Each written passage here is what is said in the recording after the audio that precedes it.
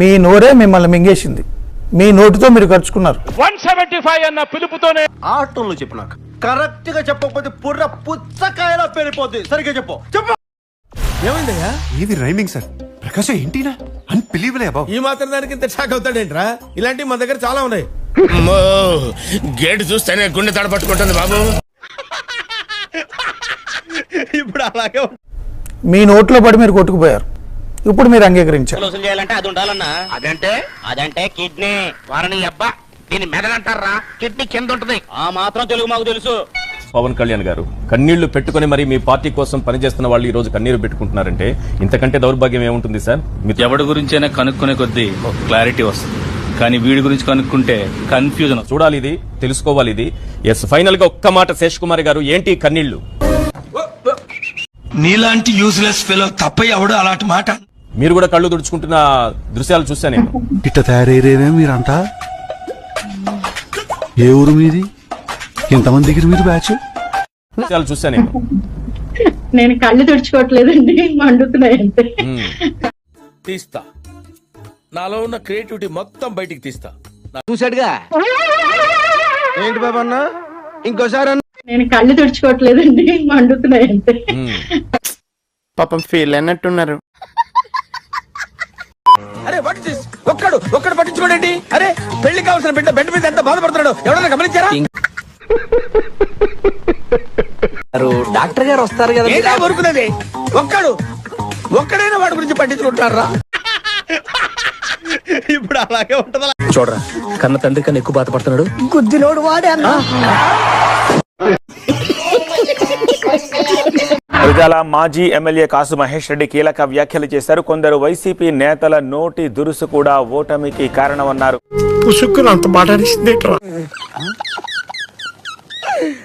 ఆపుకోలేకపోతున్నాను రా. ఫరూక్ మీతో మాట్లాడమని చెప్పాడు. ఒక్క నిమిషం. హలో, నేను సజ్జల రామకృష్ణారెడ్డి. చెప్పమ్మా. ఫోన్ జగన్మోహన్ రెడ్డికి ఇవ్వండి. నాకు చెప్తే జగన్మోహన్ రెడ్డి చెప్పినట్టే. మిమ్మల్ని రాయించుకొని కొడితే ఆయన్ను కొట్టినట్టు. ఆ విషయం మాకు తెలుసులే. జోకులు బాగా వేస్తావే. రాయితో కూడా బాగా కొడతా. మళ్ళీ నన్ను అడిగి నన్ను కన్ఫ్యూజ్ చేయకండి సార్. ఒక్క విషయం చెప్తాను సార్, వాడి పని చేసుకోవడం కోసం ఎన్ని రంగులు మార్చడానికైనా వాడు సిద్ధం. నాకు కావాల్సింది కూడా అదే. పరువు కన్నా చెప్పుంటాడు కదా, దాడి జరగాలి కానీ కన్ను పోకూడదు. 1.5 అవుద్ది. ఎంత? 1.5. బాగా ఎక్కువ కదా. పొలిటికల్ డిస్కౌంట్ ఏం లేదమ్మా. పోనీ గిఫ్ట్ గా కన్ను పోయేలా కొట్టైనా. అంత గిఫ్ట్ మనకు వద్దు. ఎన్ని ఎన్ని ఎన్ని ఎన్ని ఎన్ని ఎన్ని దారుణాలు సార్. ముందు 75, పన్నయ్యాక 75. ఓకేనా? పనయ్యాక కోడికత్తి సీను దస్తగిరిలా దొరికిపోతే, మొత్తం నువ్వు తీసుకుని వాళ్ళగా మిస్ అయిపోతే నాకు రాయించుకొని కొట్టడమే వచ్చు, మిస్ చేయడం మోసం చేయడం రాదు.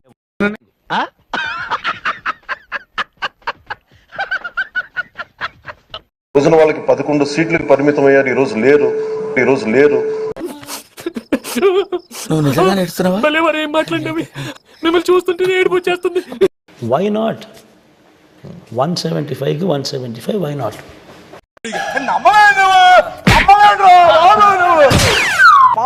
లేదు, మీకు ఆ లెవెల్ లేదు, అంత సీన్ లేదు.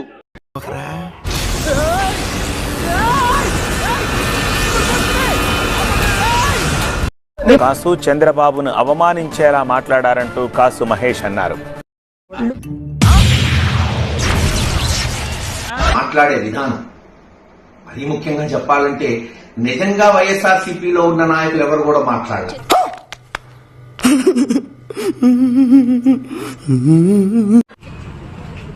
ఈ రోజు మా నాయకుడిని ఓడించారు, మమ్మల్ని అందరిని కూడా ఓడించేశారు.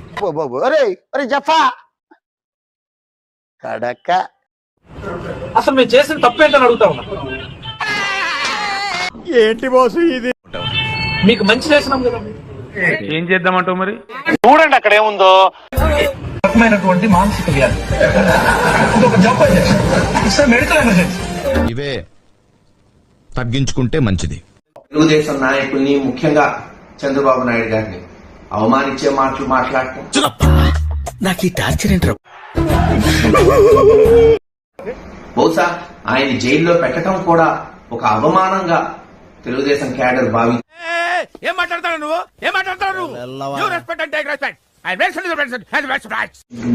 కసి పెరిగింది, పట్టుదలగా పనిచేశారు.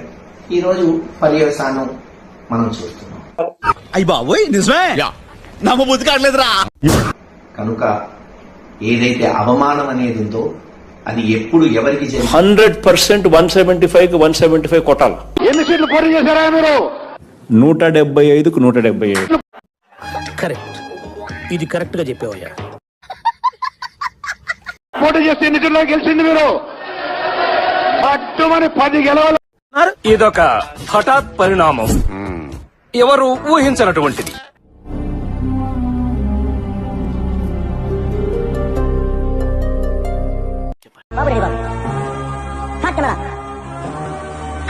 Excuse me sir. ఎవరినో లోపలికి ఎవరా సెక్యూరిటీ వేసేసాడు, బాగా వేసేసాడు. జగన్మోహన్ అనే నేను అన్నా ఇది మరి ఓవర్ యాక్టింగ్ చేస్తున్నాడు. ఏంటాది గారు ఎంత పని జరిగింది?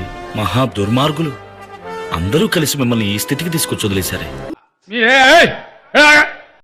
మూర్తి గారు, ఇలాంటప్పుడే గుండె రాయి చేస్తారు. నేనే చెప్తాను. నీకెలా తెలుసు? ఏమో, నాకు అన్నలు తెలిసిపోతే అంతే.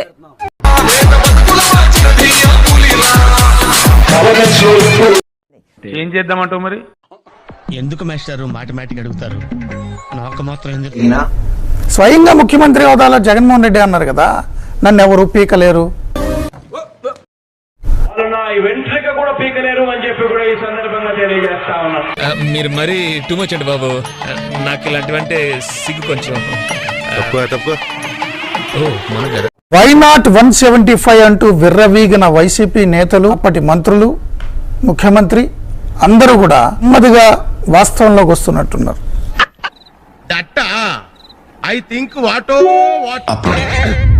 ఈవీఎంల వల్లే ఓడిపోయాం అంటూ చెప్పుకొచ్చినటువంటి వైసీపీ నేతలు ఒక్కొక్కరుగా బయటకు వస్తున్నారు.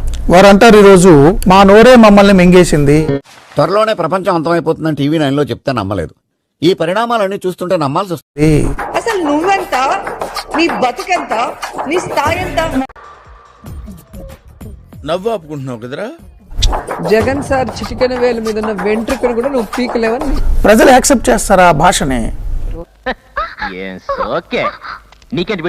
విపరీతమైనటువంటి నోటి దురద వల్ల, ప్రతిపక్ష నాయకులను విపరీతంగా బూతులు తిట్టడం వల్ల నువ్వు ఎమ్మెల్యే పడాను కదా, నువ్వు డైవర్స్ తీసుకోలేదు కదా. బిజినెస్